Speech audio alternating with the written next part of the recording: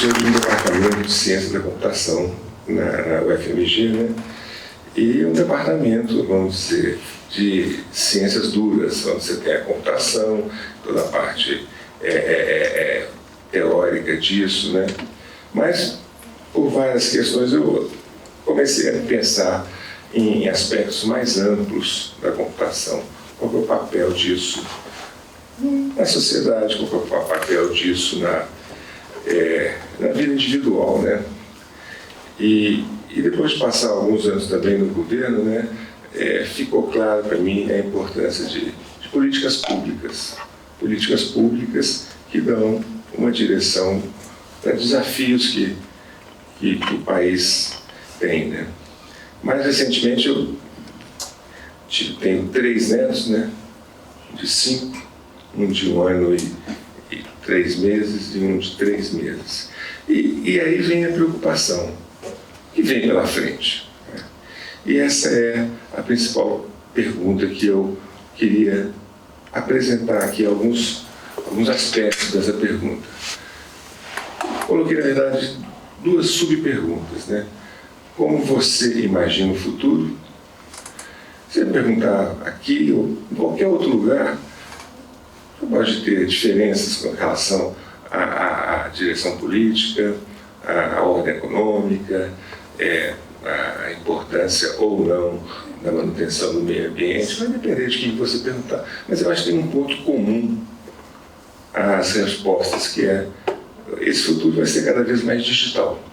Cada vez mais nós vamos nos basear em dispositivos digitais, dispositivos físicos, software, algoritmos, para tocar o dia a dia. E isso já pega hoje grande parte da parcela brasileira, independente da renda, da posição social, as redes sociais, as plataformas de comunicação, tudo isso faz parte do nosso dia a dia.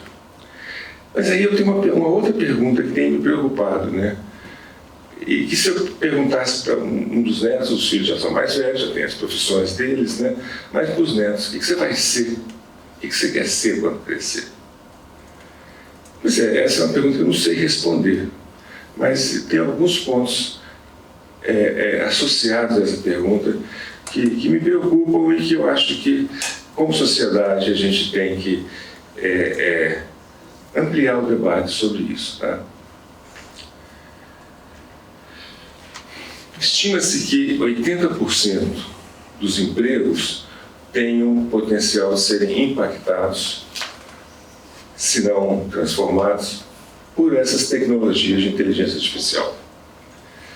A amplitude dessas tecnologias e a aplicação é ilimitada, permeando quase todos os setores da economia e da sociedade. Então, esses números podem variar. Aliás, é importante dizer que nessas questões desse avanço tecnológico, das tecnologias digitais, do avanço digital, a gente tem que conviver o tempo todo com várias incertezas, né? E as incertezas são boas porque também o futuro não está definido. Então, esse é um ponto a pensar disso, né? E aí, de novo, pensando nos netos, pensando no que eu vejo nos amiguinhos dos meninos, das meninas, né? A pergunta que me vem e que me aperta um pouco pensar é: como preparar o jovem brasileiro para o futuro com a inteligência artificial? E essa pergunta torna-se mais importante ainda porque o emprego olhado daqui a alguns anos, ele vai exigir uma colaboração homem-máquina. Então, como preparar a nova geração para trabalhar, colaborar com máquinas, sem perder a agência humana, sem perder o papel dos humanos nessa história? Essa é uma questão que a gente tem que pensar e que ela é muito ampla, eu acho que aflige as pessoas de diversas maneiras, embora a gente não tenha ainda uma discussão mais ampla nacional sobre essa questão. Mas é sobre essas 2 questões que eu quero falar um pouco, tá? E aí, essa questão, as preocupações vão aumentando. que a gente vê hoje são grandes massas de pessoas jovens entre 15 e 22 anos que fazem parte daquela classe chamada nem, né? Nem trabalha e nem estuda. Isso é um contexto que não é só do Brasil, vários outros países têm essa situação também, mas nos preocupa, especialmente se a gente olha para a Ásia, onde o movimento para o futuro de preparação dos jovens é tão forte, né? E aí a gente pergunta, o que fazer no Brasil para oferecer aos jovens os instrumentos e habilidades para trabalhar e para se inserir na sociedade? Talvez esse seja o grande desafio que nós temos no futuro, 220 milhões de habitantes, uma grande parcela jovem. Como criar o ambiente para isso? Mas, ao mesmo tempo, a gente olha que os dispositivos digitais atraem muito os jovens. Os dispositivos digitais podem ser uma saída desde que eles tenham condições. A preparação dessas gerações futuras é importante. Nós não queremos ver o futuro onde o humano perde a agência, perde o seu papel e passa a ser apenas um componente dessa relação homem-máquina. Mas para isso nós temos que pensar na preparação da nova geração. E aí eu coloquei alguns desafios associados a essa pergunta, né? Primeiro, as tecnologias de inteligência artificial, elas aumentam as incertezas e, ao mesmo tempo, oferecem oportunidades se a sociedade está preparada para isso. Tá? Aqui também é importante pensar o seguinte: como essa evolução das tecnologias é extremamente rápida e o futuro não está pré-determinado, não está escrito em pedra, o país tem condições de mover para um lado ou para o outro, dependendo das políticas públicas. E aí nós temos uma dependência de ter políticas públicas que são feitas pelos governos, né? A sociedade vai ser chave na formulação dessas políticas, mas o governo tem um papel nessa direção. Mas há muitas incertezas, né? Mas há também o desafio geracional. Tá? Aqui tem muita gente nova, tem alguns mais experientes, né? Tem outros um pouco mais velhos, né? O Eduardo, eu, uma outra geração. Mas a gente vê uma questão geracional. Entra nas empresas, a geração de liderança, ela está longe de ter familiaridade com essas novas tecnologias. E, com isso, sentem a dificuldade de decidir sobre o que não sabe. Tá? Então, essa evolução da IA amplia essa questão e dá maior importância às diferenças geracionais. E é muito rápida. O ChatGPT apareceu em novembro de 2023. Um ano depois, novembro do ano passado, já tinha uma versão 4 dele, muito mais sofisticada que fazer. E agora tem o Gemini, por exemplo, do Google, que faz tudo que a gente criticava no ChatGPT. Resume para mim esse conjunto de papers. Ele resume, e as opiniões que ele ou ela, né, o Gemini, fala, ele coloca as referências. Ele não fala do nada. Então, com isso, diminui a chamada das alucinações e outras questões. Então, nós temos que preparar e tem que ser rápido. A geração atual de professores, imagino que tem vários professores aqui, conheço o professor Prata, né, que é uma luz aqui na universidade, né? Essa geração de professores mais velhos não entende como funcionam essas coisas. Como também são poucas as pessoas, e mais importante, como ensinar para o jovem aquilo que não se entende. Então tem essa dificuldade. Então aí é preciso treinar professores, treinar monitores, treinar orientadores para que possam compartilhar seu conhecimento para minimizar essa troca de gerações. Mas a minha preocupação começou com os jovens, e eu acho que é eles que nós temos que observar agora e criar as condições. A participação da juventude é essencial, eles têm que ser capacitados. Crianças pequenas e os jovens que estão nessa geração sem rumo ainda. A necessidade de uma literacia em IA, tá? Formar cidadãos que façam o uso responsável de IA, porque nós vamos ter uma ampliação de tarefas que eram de humanos e passam a ser feitas por máquinas. Basta ver a questão da desinformação gerada rapidamente por essas tecnologias e que muitas são usadas positivamente, outras são usadas por maus atores que tentam manipular, distorcer. Então é preciso pensar aprender a pensar sobre os dados.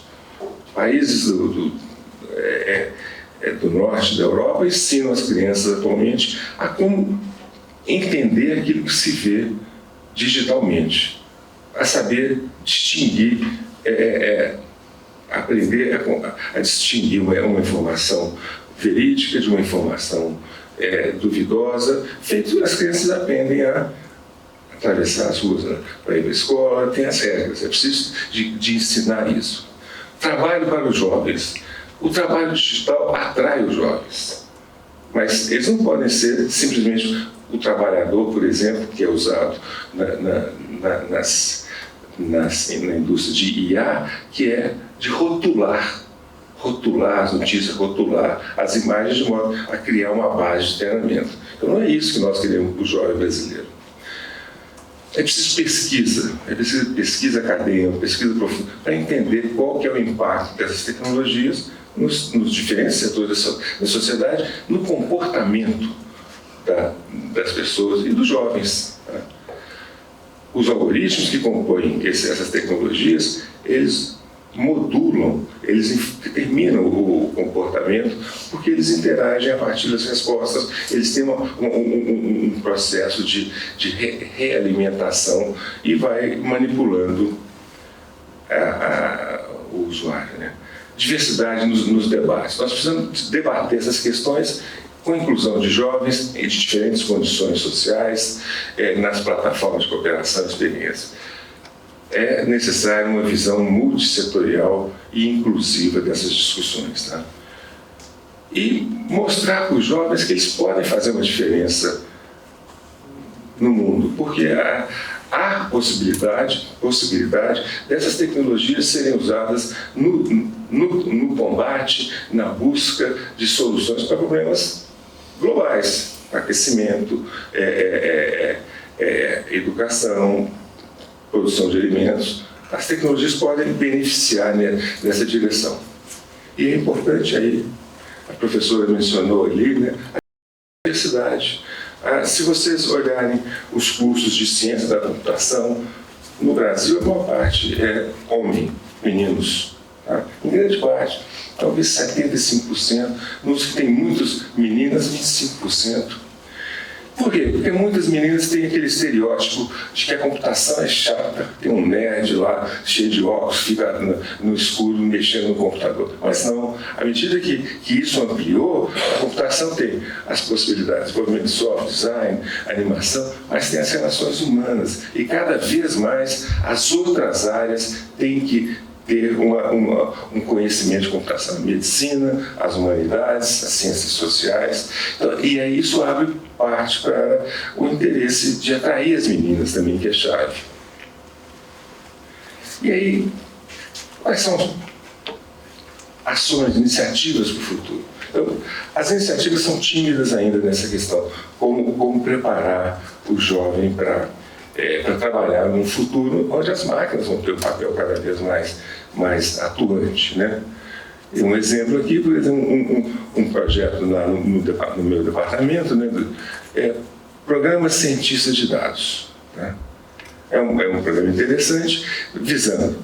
E aí é onde nós deveríamos atuar. Se a gente olhar para os Estados Unidos, para os países asiáticos, os meninos saem as meninas saem do ensino médio, da high school, habilitadas, inclusive, a trabalhar no desenvolvimento de software, no desenvolvimento de algoritmos. Os nossos saem ainda despreparados. Talvez algumas escolas privadas, poucas, mas no geral.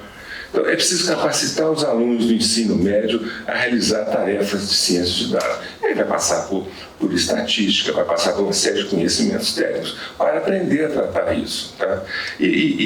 Seria interessante, é necessário, primeiro, antes de ser interessante, é necessário capacitar os professores. E aí entra o problema geracional também. Os professores não sabem o que é isso.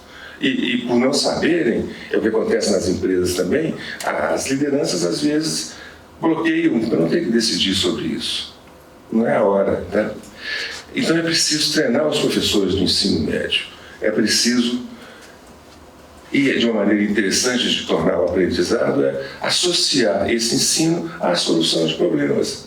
Aí, o pessoal de empreendedorismo, aí, os hackathons, né?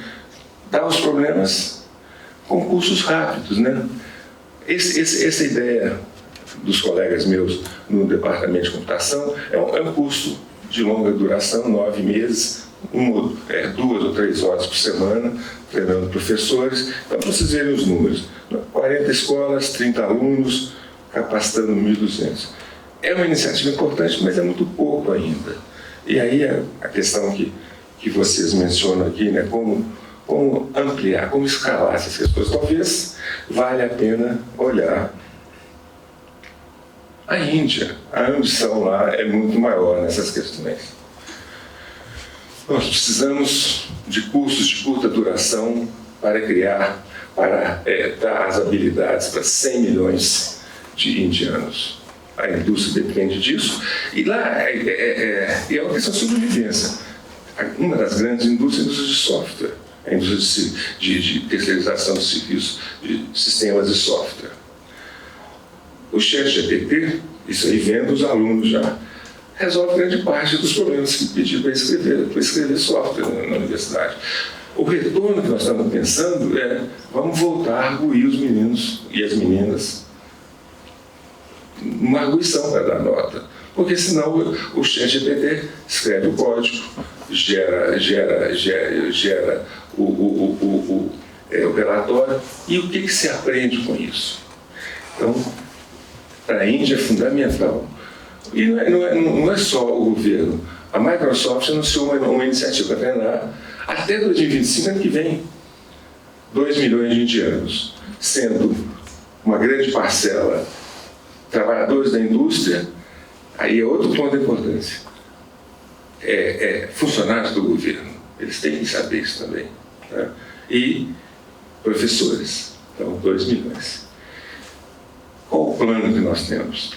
Não temos ainda, mas é preciso. Eu acho que o desafio brasileiro para acelerar a transformação da IA no Brasil e capturar a juventude, é preciso pensar um grande programa de capacitação em IA com a participação multissetorial, envolvendo governo, setor privado, organizações não governamentais e comunidades com múltiplos objetivos: capacitar professores do ensino básico, professores do ensino superior, do ensino básico e médio, jovens de todas as regiões do país, com recursos para os jovens carentes. Obrigado.